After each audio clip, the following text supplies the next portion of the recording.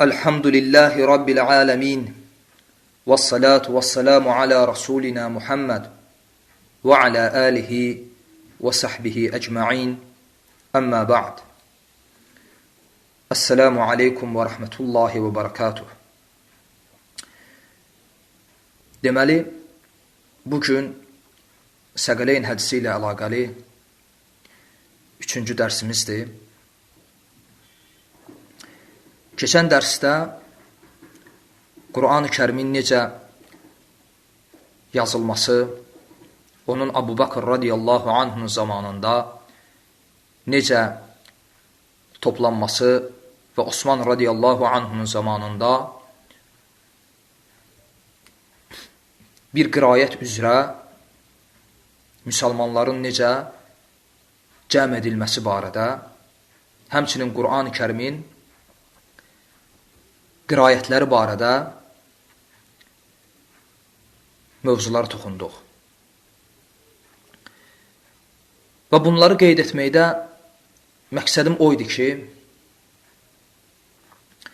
bir halda ki, Qur'anı Əbu Bakr radiyallahu anhu cəm etdi, Osman çoxaltdı və Qur'anın qirayətini əhl-i sünnətin qariləri nəql etdi. Bəs belə olan halda şiyələr bu Qur'anı necə qəbul edirlər? Əgər Qur'anı bizə nəql edən Allah Rasulunun əshabıdırsa, Qur'anın katibləri Allah Rasulunun əshabıdırsa və Qur'anı bizə nəsillərdən nəsilə ötürən o sahabələr və onların övladlarıdırsa və əgər siz, ey şiyələr, Allah Rasulunun əshabına tən edirsinizsə, bəs bunun müqabilində Allahın kəlamı olan Qur'anı necə qəbul edirsiniz? Yəni sizə görə nəql edən şübhə altındadır, yəni sahabələr. Əgər nəql edən sahabələr şübhə altındadırsa, deməli, nəql olunan da, yəni Qur'an da şübhə altına düşmüş oldu. Yəni siz nəql edəni qəbul etmədiyiniz halda, nəql olunanı necə qəbul edirsiniz? Və bütün bu sualların cavabında mən bir kəlmə deyirəm. Məhz bu səbəblərə görə Şiə məzhəbinin bir çox alimi Qur'anın qorunmadığına və Qur'anın təhrif edildiyinə və bugün əlimizdə olan Qur'anın Muhammed sallallahu aleyhi və səlləmə nazil olmuş həqiqi Qur'an olduğuna etiqad etmirlər. Və hətta Şiə alimləri olub ki, Qur'anın dəyişdirildiyini isbat etməkdən ötürü kitablar yazıblar. Bəli, mən bugün sıravi bir Şiənin etiqadından danışmıram. Və mənim üçün bu maraqlı da deyil. Mən şəxslərdən danışmıram. Mən bir məzhəb, o məzhəbin qurucularından və o məzhəbin kitablarından, o məzhəbin əsl qaynaqlarından və o məzhəbi quran, o məzhəbin qaymaq alimlərindən danışıram. Təbii ki, mənə sıravi bir şiənin öz şəxsi rəyi önəmli deyil, maraqlı deyil. Bizim üçün önəmli olan bu məzhəbin alimlərinin, bu məzhəbin qaymaqlarının fikirləridir. Və məsələn, bu alimlərdən biri Əli ibn İbrahim Əl-Qummidir. Bu alim Şiə məzhəbinin ən böyük və ən qədim alimlərindəndir. Və demək olar ki, Şiə müfəssirlərinin təfsirçilərinin padşahıdır və hicrətin 307-ci ilində vəfat etmişdi və Təfsirul Qummi adı ilə məşhurlaşan təfsirin müəllifidir. Deməli, Şiə alimi məclisi Əli ibn İbrahim Əl-Qummi barədə deyir. Deyir ki, deməli, Biharul Ənvarın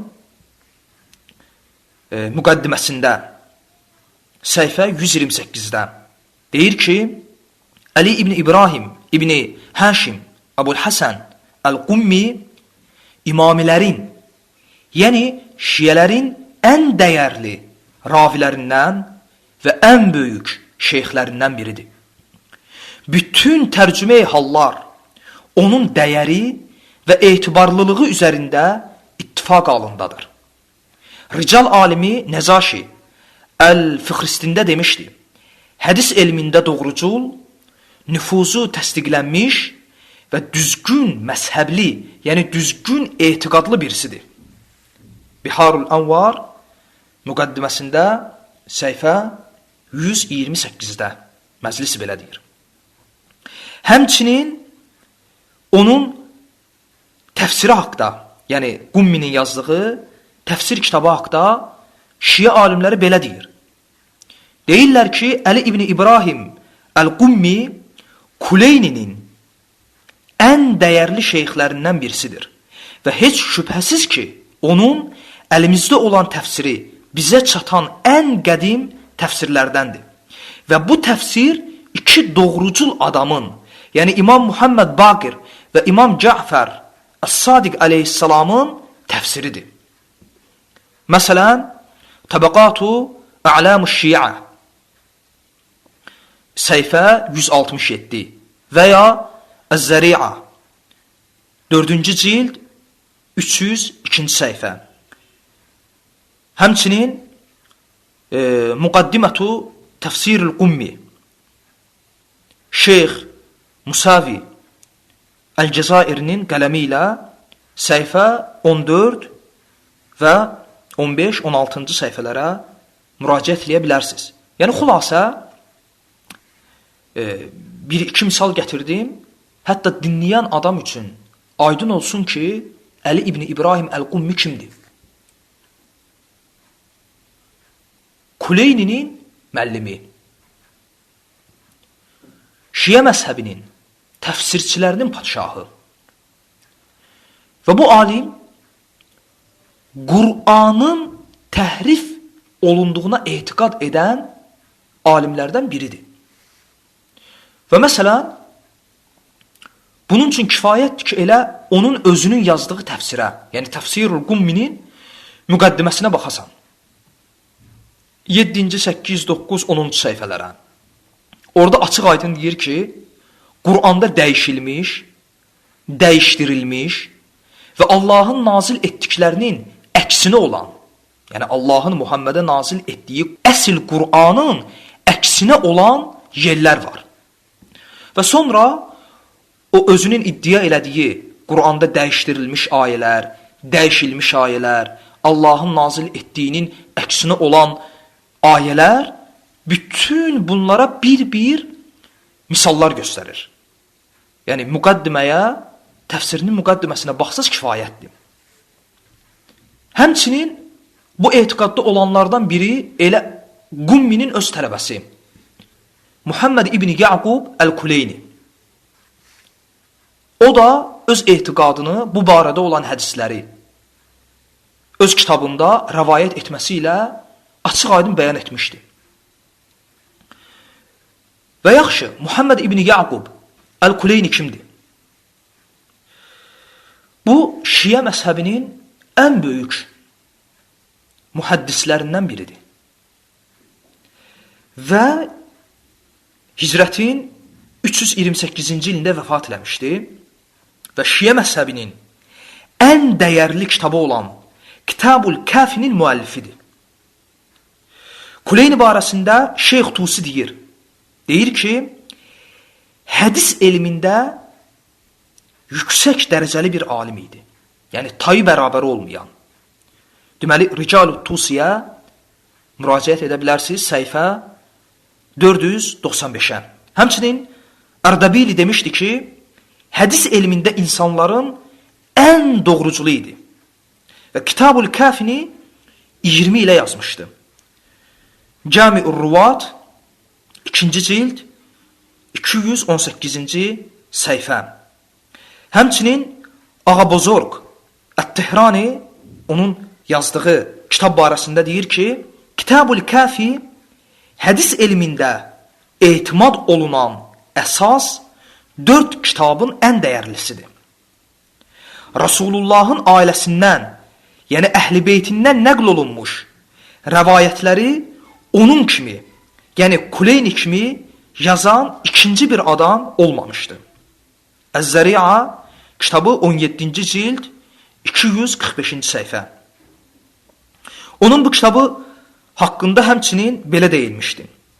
Məsələn, deyilmişdi ki, o, yəni Kuleyni yazdığı Kitab-ül Kafi, İslami kitabların ən dəyərlisi, imamilərin, yəni şiyələrin əsərlərinin ən əzəmətlisidir. Əstərabadi deyir ki, biz şeyx və alimlərimizdən eşitdik ki, İslamda bu kitaba bərabər olan bir kitab yazılmamışdı. Məsələn, bunu Abbas Əl-Qummi Əl-Kuna və Əl-Əlqab 3-cü cild 98-ci səhifədə, həmçinin Mustadrakul Vəsailə baxa bilərsiniz, 3-cü cild 532-ci səhifə. Deməli, bu alim, yəni Muhammed İbn Yaqub Əl-Kuleyni, yəni bu cür alim, Şiə məzhəbinin ən dəyərli hədis alimi və ən əzəmətli Kitab-ül Kafinin müəllifi, Qur'anın təhrif olunduğu etiqadında olub. Və öz kitabında bu barədə kifayət qədər hədislər nəql edib. Məsələn, həmin rəvayətlərdən bir neçəsini qeyd edirəm. Deməli, Usul-u Kafidə Fadlul Qur'an kitabı 28-ci hədisdir. 2-ci cild səhifə 634-də. Güya ki, İmam Cəfər Əs-Sadiq Rəhməhullah deyir ki, həqiqətən Cəbrailin Muhammədə gətirdiyi Qur'an 17.000 ayə idi. Fikir verin. Həqiqətən Cəbrailin Muhammədə gətirdiyi Qur'an 17.000 ayə idi. Hansı ki, bugün əlimizdə olan Qur'anda heç 7.000 ayə yoxdur. Elə çıxır ki, Qur'anın 2/3 təhrif olunub. Faiz nisbəti ilə götürsək, yəni 70%. Bugün əlimizdə olan Qur'an, Muhammədə nazil olan Qur'anın cəmi 30% imiş. Və bu hədisi Şiə alimləri səhi sayıblar. Məsələn, Molla Bağır məclisi, hansı ki, Şiələr o alimə Alləmə deyirlər. Alləmə Əl-Məclisi. O özü Miratül Uqul kitabında 12-ci cild 536-cı səhifədə bu hədisi doğruluyur. Deyir ki, bəli, bu hədis səhihdir və bu barədə, yəni Qur'anın təhrifi barədə bizdə kifayət qədər hədis var. Bunu məclis deyir. Yəni, bu hədisin, Kitab-ül Kafidə olan bu hədisin zəif olduğunu deyə bilməzsən. Yəni, biz bu hədisi bir Şiə məzhəbində olan birinə deyəndə iddia edir ki, bu hədis səhih deyil. İndi mən sənin iddiavı qəbul edim, yoxsa sənin alimin məclisinin dediyi sözü. Məclisi deyir ki, bu hədis səhihdir. Nəinki bu hədis?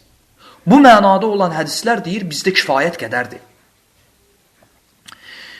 Və Kuleyninin rəvat elədiyi başqa bir hədis, yenə də Usul-u Kafidədir, Əl-Hüccə kitabında 1-ci cild 239 və 240-cı səhifədə.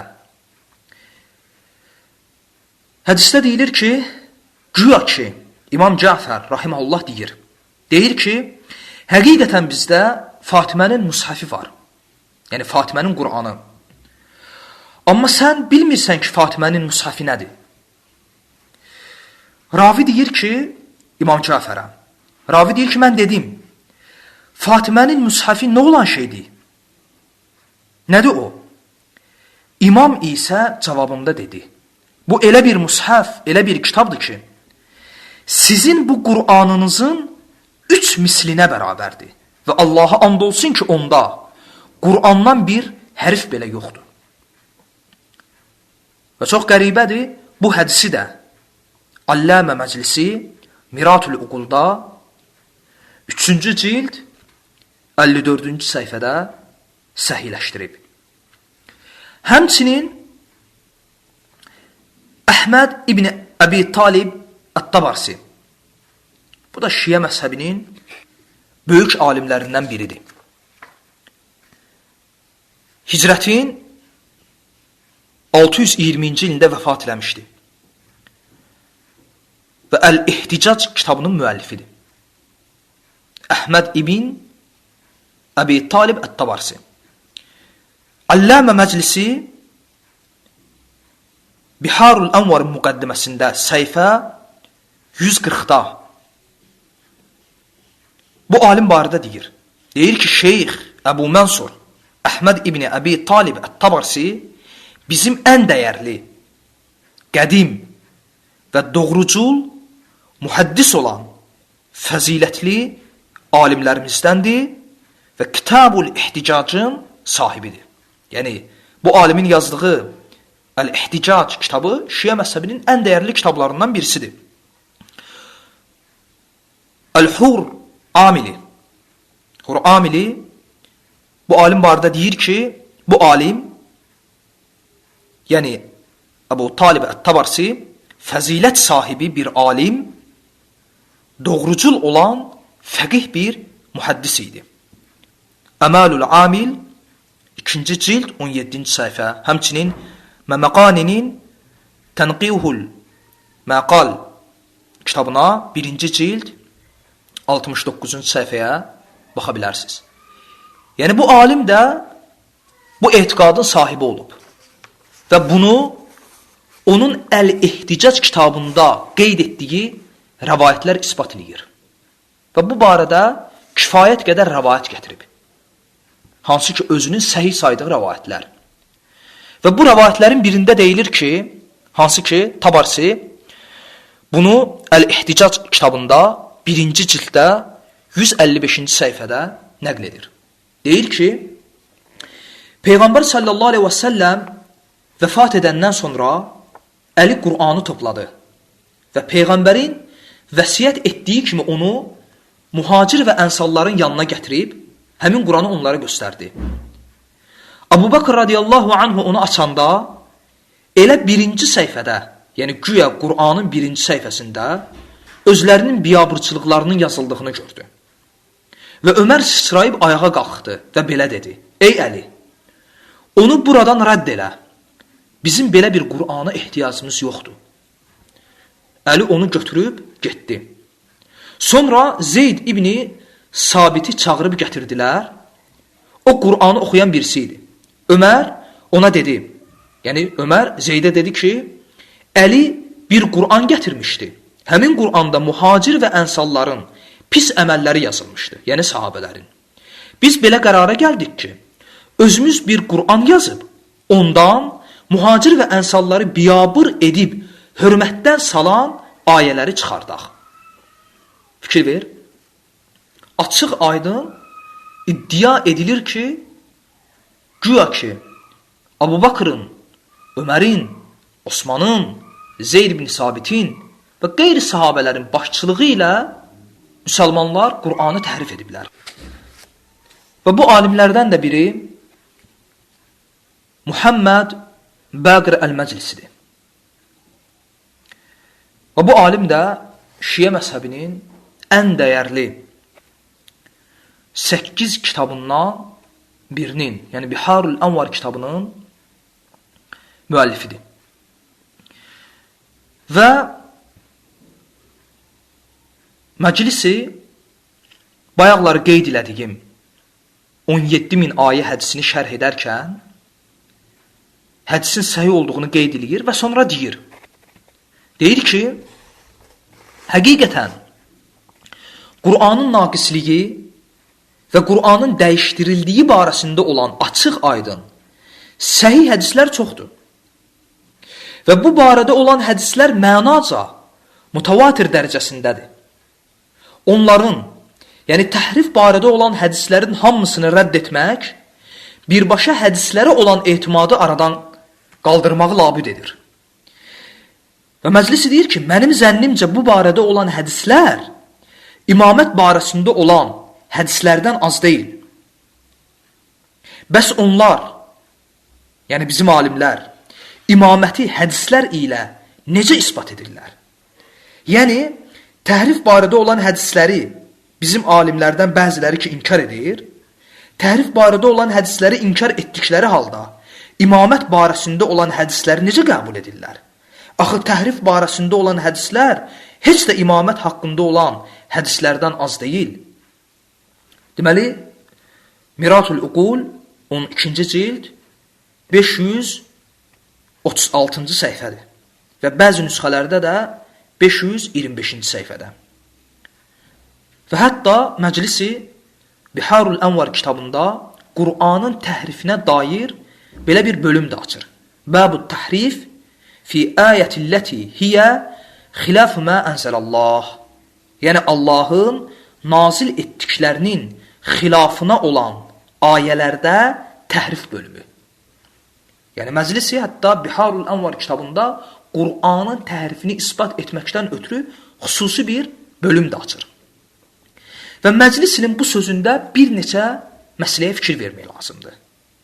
Məclisi deyir ki, həqiqətən Qur'anın təhrif olunduğuna dair açıq aydın səhih hədislər çoxdur. Yəni özü deyir ki, bu hədislər açıq aydındır. Və özü deyir ki, bu hədislər səhihdir. Yəni bunu kim deyir? Sıravi bir şiə mi? Xeyr. Bunu şiə məzhəbinin böyük mühaddisi Alləmə məclisi deyir. O özü etiraf edir ki, bu hədislər açıq aydındır, Qur'anın təhrifini isbat edir və bu hədislər səhihdir. Və bu hədislər mutavatir dərəcəsindədir. Yəni çoxlu sayda nəql olub, yüzlərlə, minlərlə və hətta bu barədə, yəni Qur'anın təhrifi barəsində olan hədislər imamət barəsində olan hədislərdən heç də az deyil. Yenə də başqa bir misal, başqa bir alim, şiə məzhəbinin ən dəyərli alimlərindən Əbu'l-Həsən Əl-Amili və Ravdatul Cənnə kitabında, həmçinin Yusuf Əl-Bəhrani'nin Lü'lətul Bəhreyn kitabında səhifə 107-də, həmçinin Ağabozorq Ət-Tehrani'nin Əz-Zəri'a kitabında 20-ci cild 264-cü səhifədə bu Əbu'l-Həsən Əl-Amil barədə deyilir. Deyilir ki, bu alim şiə məzhəbinin ən böyük fəqihlərindən biridir. Və bütün şiələr onu övmüş və onun elmini təsdiq və təqdir etmişdir. Və həqiqətən o, şiənin fəxridir.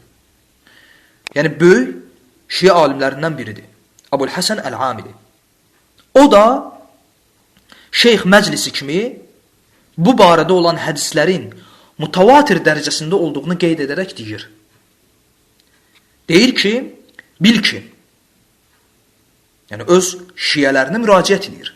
Deyir ki, bil ki, inkar olunmaz bir həqiqətdir ki, mutavatir, yəni çoxlu sayda olan xəbərlərə əsasən, həqiqətən Peyğəmbərin vəfatından sonra Qur'anda dəyişikliklər baş vermişdi.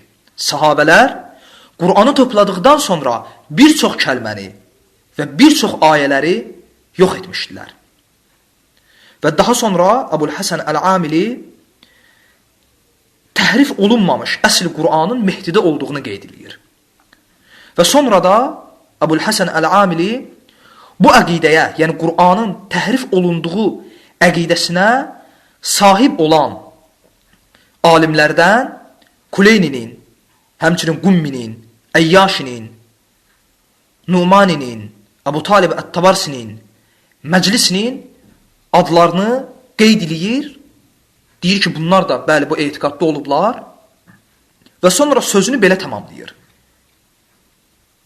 Əbu'l-Həsən Əl-Amili sözünü belə tamamlayır. Deyir ki, bəli, demək olar ki, bu əqidə, yəni Qur'anın təhrif olunduğu əqidəsi bizim məzhəbin, yəni şiəliyin zəruriyyətlərindəndir. Yəni etiqad olunması zəruri məsələlərdən biri də budur ki, etiqad edəsən ki, Qur'an təhrif olunsun. Bu bizim məzhəbin əsaslarındandır. Qur'anın təhrif etiqadı. Bunu Əbu'l-Həsən Əl-Amili deyir. Miratul Anvar səhifə 36-da. Həmçinin əlavə olaraq səhifə 49-a və 50 və 51-ci səhifələrə də baxa bilərsiniz. Həmçinin bu alimlərdən biri də Adnan Əl-Bahrani. Adnan Əl-Bahrani hansı ki Ağabozorq Ət-Tehrani onun barəsində deyir ki, Əz-Zəriya kitabında 3-cü cild 1265-də deyir ki, mahir olan elm əhlindən və fəziləti kamil olanlardan birisi idi. Adnan Əl-Bahrani. Yəni, bu cür vəsf edirlər onu. Və bu alim Məşariq-ü Şums Əd-Durriyyə adlı kitabında səhifə 106-da açıq aydın qeyd edir ki, bəli, Qur'anın təhrifinə dair olan, yəni Qur'anın dəyişdirildiyini isbat edən hədislər mutavatir dərəcəsindədir. Yəni bizə çox saylı hədislərdən gəlib çatıb ki, bugün əlimizdə olan Qur'an Muhammedə nazil olan Qur'an deyil. Və Adnan Əl-Bahrani qeyd edir ki, Əbu'l-Həsən Əl-Amili kimi, bəli, bu Şiə məzhəbinin zəruriyyətlərindəndir. Şiə məzhəbinin əsaslarındandır ki, etiqad edəsən Qur'an təhrif olunub. Həmçinin Allamə, mühəddis Yusuf Əl-Bahrani. Yusuf Əl-Bahrani Əd-Durarun Nəcəfiyyə adlı kitabında səhifə 298-də deyir ki, təhrif barədə olan hədislər haqqında açıq aydın qeyd edir ki, bu hədislər hamısı səhihdir. Və kim bu hədislərin səhihliyinə tənə etsə, onda Şiə məzhəbinin bütün hədislərinə də tənə etmək asan olacaq. Yəni, Yusuf Əl-Bahrani sadə bir sıravi şiə və ya sıravi bir şiə alimi deyil. Yusuf Əl-Bahrani allamə mühəddisdir. Böyük hədis alimidir şiələrə görə. O deyir ki, əgər deyir, Qur'anın təhrifi barədə olan hədislərin səhihliyini inkar etsək, onda şiə məzhəbinin bütün hədislərini inkar etmək asan olacaq. Niyə? Çünki Qur'anın təhrifi barəsində şiə kitablarında minlərlə hədis nəql olub. Əgər bu hədisləri rahat bir şəkildə inkar edə bilirsənsə, onda bununla paralel başqa hədislər də rahat bir şəkildə inkar edə bilərsən. Həmçinin bu alimlərdən Kəmaləddin Meysəm Əl-Bahrani Nəhcül Bəlağanı şərh eləyən şiə alimlərindən biridir. O, elə Nəhcül Bəlağanın şərhində deyir ki, Osman radiyallahu anh barədə deyir ki, 11-ci cild 1-ci səhifədə. Deyir, həqiqətən o, yəni Osman, insanları Zeyd ibn Sabitin qirayəti ətrafında cəm etmiş və müshəfləri, digər Qur'anları məhv etmişdi. və şübhəsiz ki, o, Peyğəmbərə nazil olmuş əsl Qur'anı da məhv etmişdi. Və belə misallar həddindən artıq çoxdur. Və bəlkə də yüzlərlə belə alimin adını çəkmək olar. Məsələn, Əbul-Qasim Əl-Kufi Əl-İstiğazətu fil-Bidə'i-Sələsə kitabında səhifə 25-də bunu deyir. Yəni, Qur'anın təhrif olunduğunu. Həmçinin Əl-Ərdəbili Hədiqətü-Şiə kitabında səhifə 118-119-da Əli Əsxar Əqaidü-Şiədə, yəni Şiə əqdəsi kitabında səhifə 27-də, həmçinin Əl-Kaşaninin Təfsir-ü-Safi kitabına baxa bilərsiniz. 1-ci cild 32-ci səhifə. Bu qədim çapdadır. 32-ci səhifə. Amma yeni çapda isə ola bilsin fərqlidir. Həmçinin Kaşaninin Hidayətü Talibin kitabı var. O kitaba da baxa bilərsiniz. 368-ci səhifə. Həmçinin Məclisi başqa kitablarında, məsələn, Təzkiratül Əimmədə 49-cu səhifədə, həmçinin Həyatül Qulubda 2-ci cild 681-ci səhifədə, həmçinin Muhammed Kazim Əl-Xurasani Kifayətül Usul adlı kitabında səhifə 284 və 285-də, həmçinin Mirzə Həbibullah Əl-Xoi Minhacül Bəra'a kitabında 2-ci cild 119 və 120-121-ci səhifələrdə, həmçinin Mirzə Muhammed Əl-İsfahani Mikyalül Məkarim kitabında 1-ci cilddə 58, 59, 60, 61 və 62-ci səhifələrdə bu arada danışır. Həmçinin Məzəndarani Nurul Əbsar kitabına səhifə 426, 428, 439, 442, həmçinin Ali Əl-Bəhbəhani Misbahül Hidayə kitabına səhifə 246-ya baxa bilərsiniz. Həmçinin İbn Şazan Əl-Fədail kitabı səhifə 151, həmçinin Murtaza Əl-Ənsari Fəraidul Usul 1-ci cild 66-cı səhifə, həmçinin Ali Əl-Qurani Asr-ı-Zuhur kitabında səhifə 88-ə baxa bilərsiniz. Həmçinin Muhammed Hüseyin Əl-A'ləmi Dairətül Ma'arif kitabı 14-cü cild 313, 314, 315-ci səhifələr. Həmçinin Əhməd Əl-Cəzairi Qalaidü Durar kitabı səhifə 21, cild 1. Həmçinin Əbu Talib Ət-Təbrizi Mən Huvəl-Məhdi adlı kitabında səhifə 520-yə müraciət edə bilərsiniz. Və s. və ilə axır. Və şübhəsiz ki, bəlkə də sıravi şiyələrin bu kitablardan xəbəri yoxdur. Və bəlkə də bu müəlliflərin adlarını da tanımırlar. Amma bu müəlliflərin adlarını qeyd edirəm, kitablarını qeyd edirəm, kitabların cildlərini, səhifələrini qeyd edirəm ki, haqqı axtaran və haqqı istəyən və qəlbən Allah Subhanahu taalaya doğru yol tutmaq istəyən kəslər bu məsələni rahat araşdıra bilsin. Yəni, mənim məqsədim bu məsələni düzgün araşdıra bilənlər üçün bu yolu asanlaşdırmaqdır. Və qeyd edədiyim bu alimlər Qur'anın təhrifini deyən və buna etiqad edən Şiə alimlərinin çox cüzi bir hissəsidir.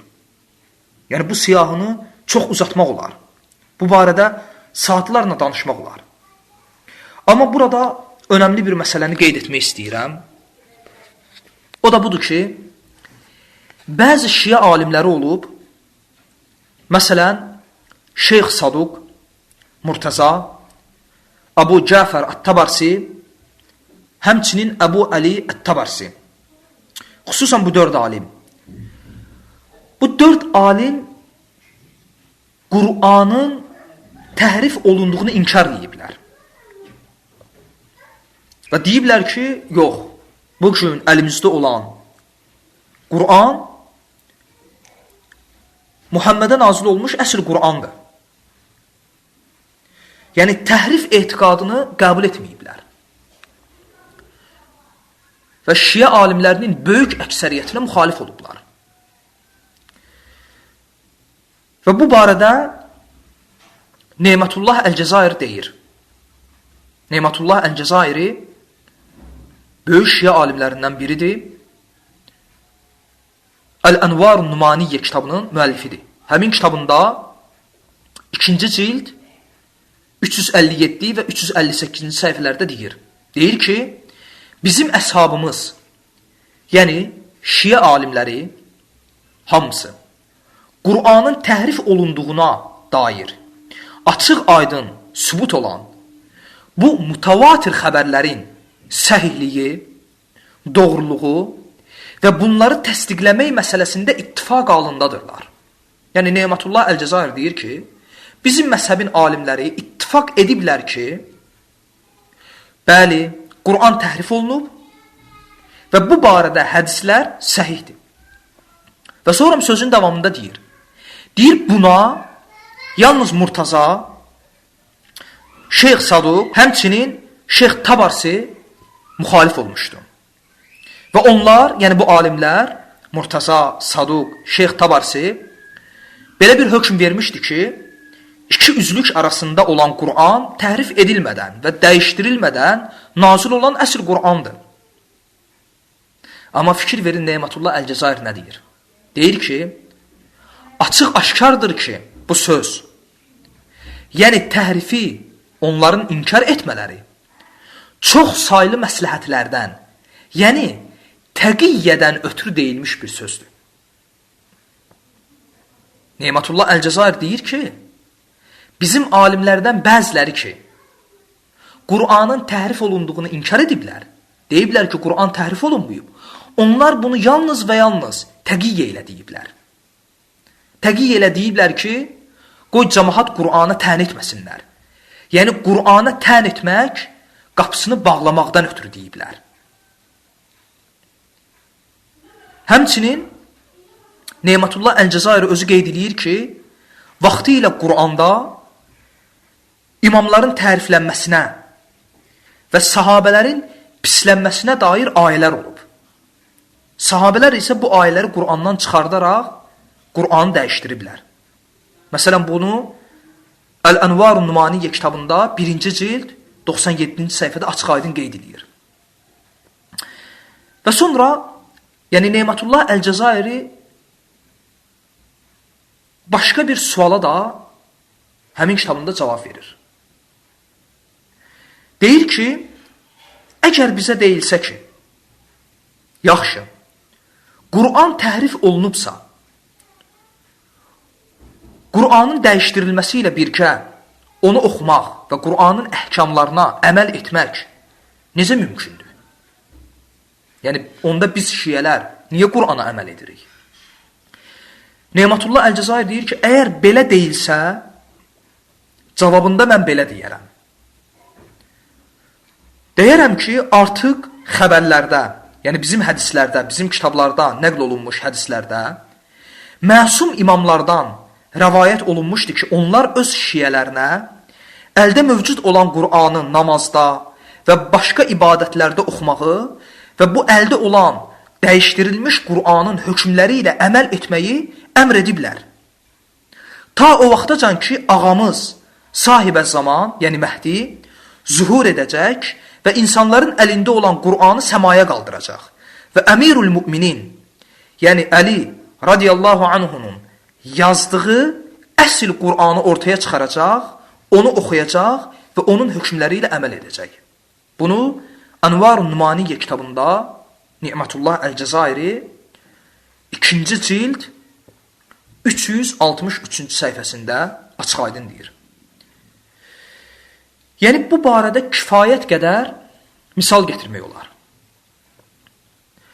Amma qəribə olan burasındadır ki, mən bu məsələləri qum tələbələrindən bir çoxsu ilə söhbət edəndə, onların mənə cavabı belə oldu. Onlar qəbul etdilər. Qəbul etdilər ki, bəli, bu alimlər Qur'anın təhrif olunduğuna etiqad ediblər. Və bunu qəbul etməyə də bilməzlər. Çünki onların kitabları əlimizdədir. Və onların bu etiqadını onların öz kitabları ilə isbat etmək çox rahatdır. Amma onlar dedilər ki,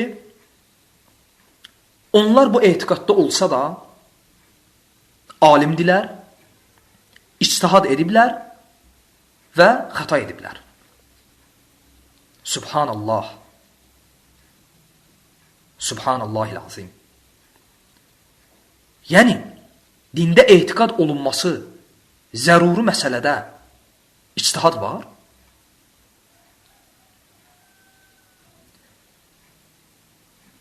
İki məsələni qeyd edəcəm. Bu iki qayda istər əhl-i-sünnə olsun, istər əhl-i-şiə olsun, kim olur olsun, bütün məzhəblərin, bütün müsəlman ümmətinin icma ilə, ittifaqla qəbul etdiyi iki məsələdir. Bu iki məsələdən birincisi budur. Əgər bir məsələdən qəti, nas, məsələn, Qur'andan açıq, aydın, qəti bir dəlil varsa, o dəlilin müqabilində ictihad etmək mümkün deyil. Məsələn, Qur'an deyir ki, insanlar diriləcək. Sən ictihad et özündən, denən ki, filan kəs dirilməyəcək. Mümkündür bu. Və ya sənin bunu deməyin səni kafir olmaqdan azad edər? Xeyr. Birinci qayda budur. Bir məsələdə qəti bir nas, dəlil varsa, o dəlilin müqabilində ictihad qeyri-mümkündür. Yaxşı. Bəs Qur'anın təhrifi məsələsində və ya Qur'anın hifsi məsələsində qəti dəlil, qəti hüccət yoxdurmu? Allah Subhanahu taala Qur'an-ı Kərimdə buyurur. Hicr surəsi 9-cu ayə. İnna nahnu nazzalna zikra və inna lahu lahafizun. Biz zikri, yəni Qur'anı endirdik və biz onu qoruyacağıq. Bu qəti ayənin müqabilində nə ictihad? Bu bir. Və ikincisi, bil ki, dində etiqad edilməsi zəruri bir məsələdə ictihad yoxdur. Bunu şiə alimləri özləri də deyirlər. Bunu bütün ümmət deyir. Bütün ümmət deyir bunu. Məsələn, etiqad edilməsi zəruri məsələlərdən biri odur ki, Muhammed sallallahu aleyhi və alihi və səlləm sonuncu rəsuldur. Mən bugün durub desəm ki, yox, ola bilsin, Muhammed sallallahu aleyhi və səlləmdən də sonra bir rəsul gəldi və ya gələ bilər. Mən desəm ki, Muhammed sallallahu aleyhi və səlləmdən sonra Peyğəmbər gələ bilər və mən bunu bilərəkdən deyirəmsə, artıq mən dindən çıxmışam. Mənim hökmüm kafir hökmü olar. Çünki dində etiqad olunması zəruri məsələlərdən biri də budur. Muhammed sallallahu aleyhi və səlləm sonuncu rəsuldur. Və dində etiqad edilməsi zəruri bir məsələdə nə ictihad? Və məgər Qur'anın hifsinə, qorunacağına etiqad etmək, dində etiqad edilməsi zəruri məsələlərdən bir deyilmi?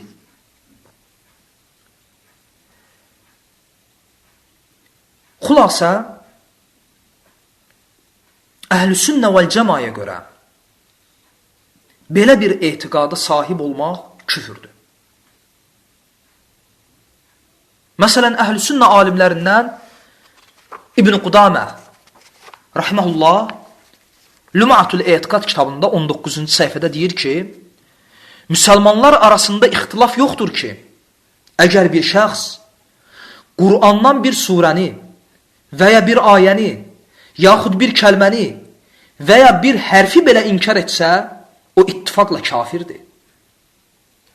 Və ya Qazi İyad Əş-Şifa kitabında deyir, bil ki, kim Qur'anın yaxud mushafin nəyinəsə qiymətsiz bir şey kimi baxsa, yaxud onları söysə, ya da ki onu və ya ondan bir şeyi, yaxud onda göstərilən bir hökmü və ya xəbəri yalan saysa, yaxud onun, yəni Qur'anın inkar etdiyini isbat etsə və ya onun, yəni Qur'anın isbat etdiyini bilə-bilə inkar etsə, yaxud ondan bir şeyə şəkk etsə, o şəxs bütünlüklə elm əhlinin nəzərində kafir sayılar. Bu hökmü Şeyxülislam İbn Teymiyyə rahmehullah da Sarimul Məslul adlı kitabında 586-cı səhifədə qeyd edir. Açıq aydın deyir. Və bu Əhl-i-Sünnətin mövqeyidir. Qur'anın təhrif olunduğuna etiqad edən şəxslər barədə. Yəni Əhl-i-Sünnətin mövqeyi budur.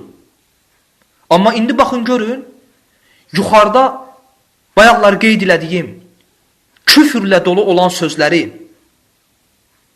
dilinə gətirən, öz kitabında yazan Nematullah Əl-Cəzairi barədə Şiə alimləri nə deyir? Məsələn, Hur Amili Əməlül Amil kitabında 2-ci cild 336-cı səhifədə deyir. Deyir ki, Əs-Seyyid Nematullah İbn Abdullah Əl-Hüseyn Əl-Cəzairi qədir qiyməti böyük olan fəzilətli, araşdırıcı bir alimdir. Maşallah. Və ya Abbas Əl-Qummi Əl-Kuna Vəl-Əlqab əsərində 3-cü cild 298-ci səhifədə deyir. Deyir ki, Nematullah Əl-Cəzairi çoxlu əsərlərin sahibi, qədir qiyməti uca olan, fəzilətli və alim olan bir araşdırıcı, təhqiq əhli bir alim idi. Təfsir elmində, hədisdə, fiqhdə, ərəb dili və ədəbiyyatında öz əsrində yeganə bir şəxsiyyət idi. Maşallah. Görün, Qur'anın təhrifinə etiqad edən alimlərini hansı dərəcələrə qaldırıblar? Hansı ki, şəriətlə onların hökmü kafir hökmündədir. Bütün bu qeyd etdiklərimlə yanaşı, Hicrətin 1320-ci ilində vəfat etmiş məşhur Şiə alimin və Şiə məzhəbinin ən güclü 8 kitabından birinin müəllifi Nur Ət-Tabarsi Qur'anın təhrifini isbat etməkdən ötürü Faslul Xitab fi isbati Təhrifi Kitab Rabbil Ərbab adında bir kitab da qələmə alıb.